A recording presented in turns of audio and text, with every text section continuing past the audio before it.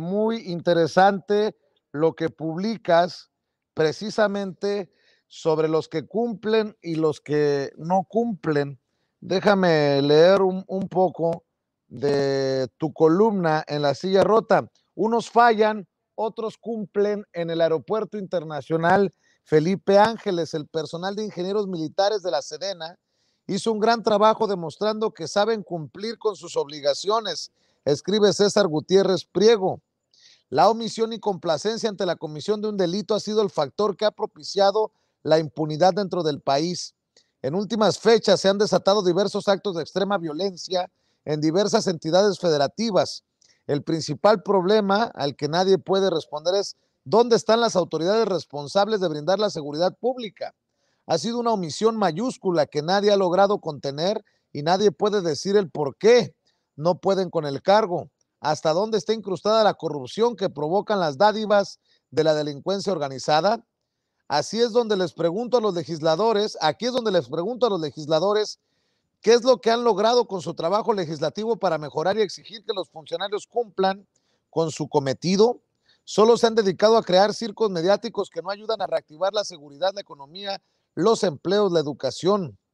Muchos funcionarios no han logrado crear los planes estratégicos que requiere el país para realizar las mejoras que se necesitan para que la maquinaria pueda funcionar y los cambios propuestos en el proyecto de nación puedan lograrse. Por desgracia, solo convulsionan a la población con meras ocurrencias, provocando que los de la derecha tergiversen los objetivos de la transformación de México ante la falta de medicamentos, empleos, atención médica, seguridad pública, inversión para aquellas pymes que desean salir adelante, etcétera.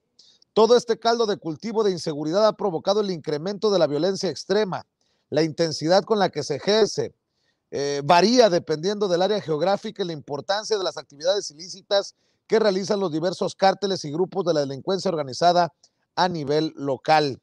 Y muestras algunos puntos para poder entender las diferentes problemáticas. Me llama mucho la atención lo que escribes, mi querido César Gutiérrez Priego.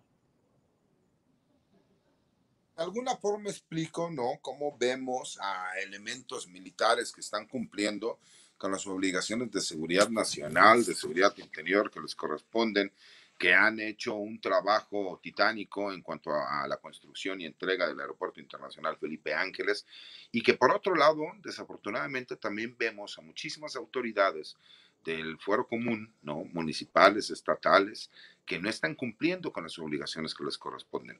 ¿Y por qué lo digo así? Porque es imposible que con la presencia de la Guardia Nacional se crea que se van a inhibir los delitos, cuando muchos de los delitos son del foro común. Y desafortunadamente seguimos viendo que la gente tiene una mala percepción de cómo suceden los delitos. El delito de homicidio es un delito del foro común y no por el hecho de que utilicen armas de uso exclusivo significa que tendrá que ser la federación. Cuando todo el mundo se empieza a lavar las manos y no acepta la responsabilidad del trabajo, es cuando empezamos a ver cómo la justificación viene cuando no se hace bien el trabajo. Nosotros no vemos al personal militar justificándose, los vemos cumpliendo órdenes y tratando de realizar un trabajo como se les ordena.